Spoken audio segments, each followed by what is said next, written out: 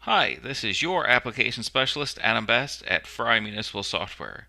Today, I'll be demonstrating some great tips and tricks for you in the Cubic Utility Billing System Release 16. This will be a wonderful opportunity for you to explore and learn how to get more value out of your Cubic Utility Billing System. I have 12 items to share with you in today's demonstration. So let's get started. For the first tip and trick is multi-property maintenance. In Cubic 16, the system has been changed to no longer your Social Security number and the Billing Information tab to connect multi-property accounts. It used to have to be that we'd go in here to Customer Maintenance. We'd go into a customer, and I would have to have the same Social Security number, and would have to click on Connect Multi-Property. Instead, in Cubic 16, we now have multi-property maintenance right here on the screen. And with the multi-property maintenance, we click on it, and we open this up, and it says the multi-property ID. It says the name, the address, the city, the state, zip, social security number, driver's license number, birthday, phone number, and email can be entered. The address information entered here will be put on the individual's bill and the multi-property bill. The property balance total field right here will list all the entire multi-property accounts associated with that multi-property. During the Cubic 16 conversion, the multi-property file was created from the customers that have Social Security filled out and selected multi-property account. After the multi-property accounts are set up, you can go into Customer Maintenance and find the multi-property tab. Let's go ahead and let's look at that real quick. Let's go into Customer Maintenance, and then let's go down here, and here's the multi-property tab. Right here, you can put in the multi-property ID, and if you're not familiar with it, you can click on the magnifying glass here, and you can search for the multi-property ID by double-clicking it here. And then those accounts are connected with multi-property. For the second tip and trick, we're going to look at multi-property bill print. And printing multi-property bills in Cubic 16 is a process in its own. If we go in here, it's all still on the same screen on bill print. But in this case, we either print regular bills or we print multi-property bills. In here, we have the option of once we select on multi-property bills, we can suppress printing of individual bills, or we can still have the multi-property bills and the individual bills all print at the same time. We also have the option of having the multi-property from and to the multi-property ID range. We can click on the magnifying glass here, and if we had multiple property IDs, we could have them all in here, and we could say from and to the multi-property IDs to have them all print, and it'll print out in that order. For the third tip and trick is bulk email multi-property only. You've always been able to send out bulk emails to all the customers that you have their email addresses inside the Cubic system, but now for multi-property only, you can send out the multi-property emails to go into File, dash, Bulk Emails, dash, Multi-Property Bulk Email, and in here you'll have your bulk emails of the customers that you have their email address available. You'll be able to send it to the recipients, you'll be able to send it to the carbon copy, or send it to the blank carbon copy, and this will just be like the other email that it uses your default email system to send the emails out. For the fourth tip and trick, we're going to talk about meter changeout estimations. This option has been added in the process of meter changeouts, both in billing and in work orders, to allow for an estimated reading for the usage of the changeout. Now, I set up an example here under work orders and in work order maintenance. And if you go into my work order here, we're going to go ahead and complete this work order and put in a date here that it was completed. And you can see here when we get the change out readings, we're going to have the estimate button here. Once the estimate is selected, it's going to prop up with prorate. We can select prorate here, and we're going to see how many days in the billing cycle it is. And then we'll put the number of days of service it has. So if we put in that number there, then it's going to prorate the estimated usage in here for the month. This is generated an estimated reading. This would also be useful if the meters has been changed or out or was broken before the new register was put in. For the fifth tip and trick, we're going to talk about billing entry, next and previous button. If we go up here to billing and billing entry, you notice when we click on the edit button that there is a next and previous button in here that allow you better to maneuver and save time by being able to go next to next and jump straight to the next bill, or the previous bill. Previously, you'd have to press the OK button, and then you have to find the next bill, and then you'd click on edit, and you'd be able to go in there. Now, you can just use the next and previous buttons to go to the next bill or the previous bill. You can also use the page up or page down buttons on your keyboard if you're a keyboard person. The page down is next, while the page up is previous. You can now use these new options to be able to go through all of your edited bills with ease and go through all of them and preview them to change whatever you might need to change. For the sixth tip and trick, we're going to talk about customer remove exempt functions. A new remove exempt function is now available in customer maintenance. So if we go here to customers and customer maintenance, you'll notice right here that there's this new remove exempt button right here. When we click on it, you can remove exempt functions from here by book an account. You have customer status range, customer type range, and what are you looking to remove here? You select here. We'll search by activation date or deactivation date. We'll look for delinquent notice exempt, auto apply deposit exempt, auto apply interest exempt, shut off notice exempt, customer penalty exempt, customer tax exempt, service penalty exempt, service tax exempt, or purge exempt. In this case, let's go ahead and let's look at customers that have a penalty date. And let's say that for May, we've had customers that have had a penalty exempt selected, and we want to search by activation date.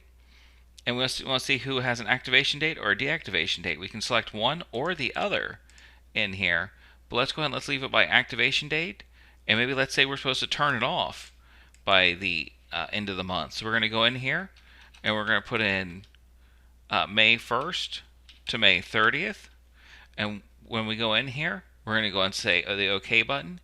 We're going to get a grid here of that we're going to be able to deactivate these customer exempt functions.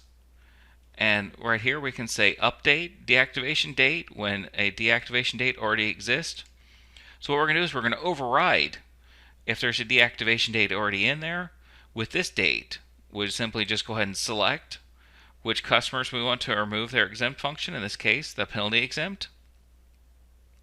I have a select all and select none button. I can also go in and view that customer if I'd like to go ahead and view that customer.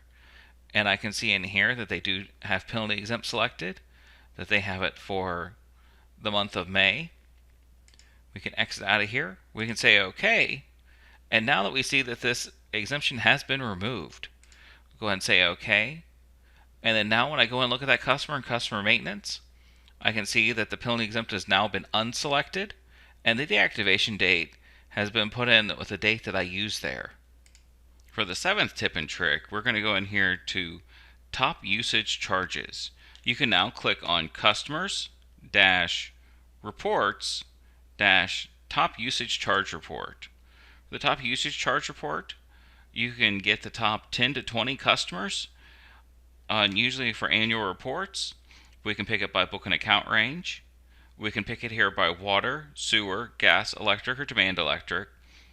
And we can get the report on top usage, top charges, top average usage, and top average charges. Now in here we could pick which one of these items we want. We can pick the service that we want. And then we can put in here, like let's say if we are going to pick the top 10 customers for our annual report here, that we can go here by status, we can go by type, we can also put in a due date range. If we look at a certain due date, if we look at a certain year or something like that, we can also look by a certain rate code. We can exclude adjustments from calculations, and we can also suppress the print options page. I'm going to go ahead and pull it up for demo data on just the top 10 usage here for water service.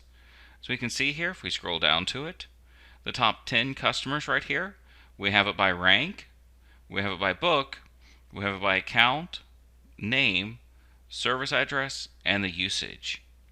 For the 8th tip and trick, we're going to look at the route list. The new services option has been added called read sequence. Before it only printed in book and account order. Now we can go to customers, reports, route list. And you can see here that we can have it print in book and account order, or we can have it print in read sequence order. The route list will print an order of services a handheld read sequence that appears in the general information tab. So first we're going to look here. We can have the option of book and account or read sequence, and that read sequence be set up on the general information area of the handheld information tab on the service information window in customer maintenance. Now if we'd like to look at where this is set up at, I'll go ahead and I'll show you that. So if we go into customer maintenance, we go into a customer here, we're going to go into the service information screen, and we're going to double click on here, and that's under the handheld information screen and the general information. This is the read sequence that it's using to build that route list now. You can also set the default for your route list in system controls. So if we go into general system controls, we click on the edit button, and on the controls tab here, you can set the default either by book and account or by read sequence, whichever you'd prefer that works best for you. The 9th tip and trick is going to be about penalty billing. Under here we go to billing penalties bill, that we're in here under penalty billing, and we can go in here and a print button has been added to the penalty preview window. So if we go in here to the penalty preview window, there's a print button that is now on here, and the print button will give us information on here. If we click on here and we go ahead and pull that up, the last line of the report gives us a count of the total number of customers to be penalized, along with a total projected penalty amount. Some customers wanted this information to use as a worksheet to select the options of the penalties off, like turn penalties off for some customers on a payment plan or medical emergency. So note that due to the COVID-19, some utilities have chosen not to penalize customers for the next several months. The new option could be used to give you a report of penalty revenue lost if you choose not to penalize your customers. To get this report without penalizing your customers, you can always pull up the report just like I did here. And once you click preview button, just like I did, you'll be able to go in here. We'll be able to go in here and print this report or save it as a PDF. And you'll be able to get your monthly lost revenue for not penalizing.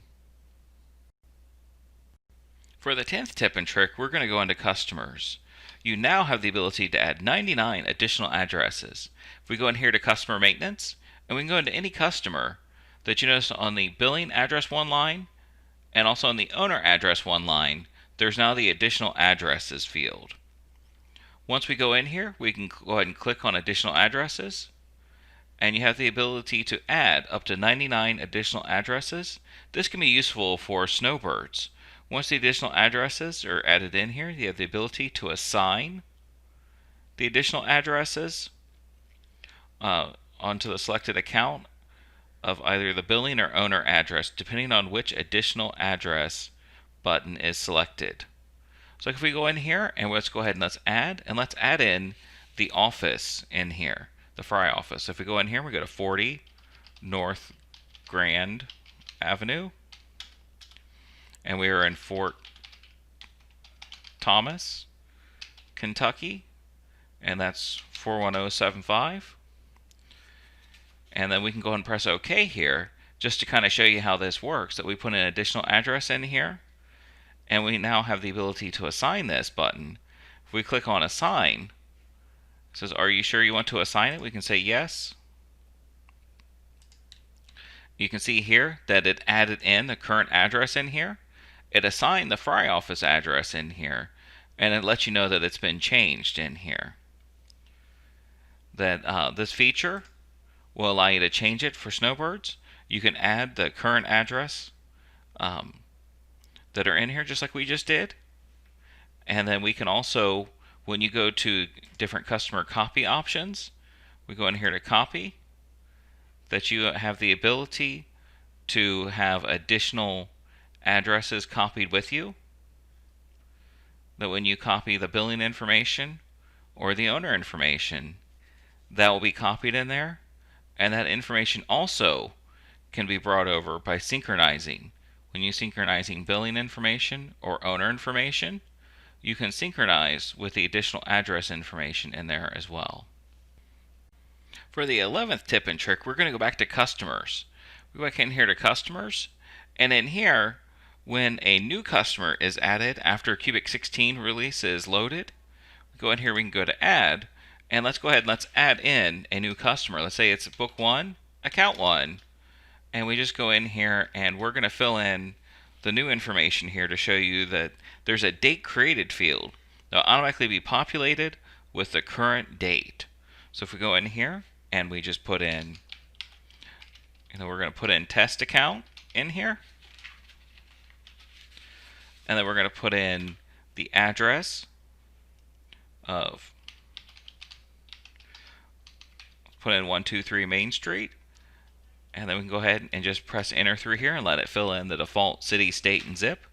I'm going to go and press the OK button, and we'd like to enter additional information on this customer. If I go and click on the yes button, you can see here, here's that date created field that is automatically in here, and it automatically puts in the current date in here of when you're in here. This date is able to be overwritten by a user at a later date if needed. For the last tip and trick number 12 is about labels. So we go in here to customers - labels. When we click on labels here, there's a new option with Cubic 16. The option has been added to automatically select labels to print. So we can go in here to manually select labels to print. And when this is selected, this will change it to where we can manually select which labels we want to print on the screen. The user has the ability to select individually which labels they want to print. So let's go ahead and let's press the OK button here. And you can see here that we have the select all and select none options. We can also unselect or select which labels that we want to have printed.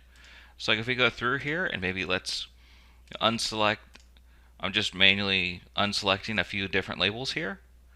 And then that will give us the ability to select which labels we want to have that will print on the label sheet for us, the Avery 5160 labels. And then the customers that fall outside the range, maybe the labels that we do not want to have printed, we can always press OK here, and we can preview those labels, and you can see that only the labels that I selected are on this list.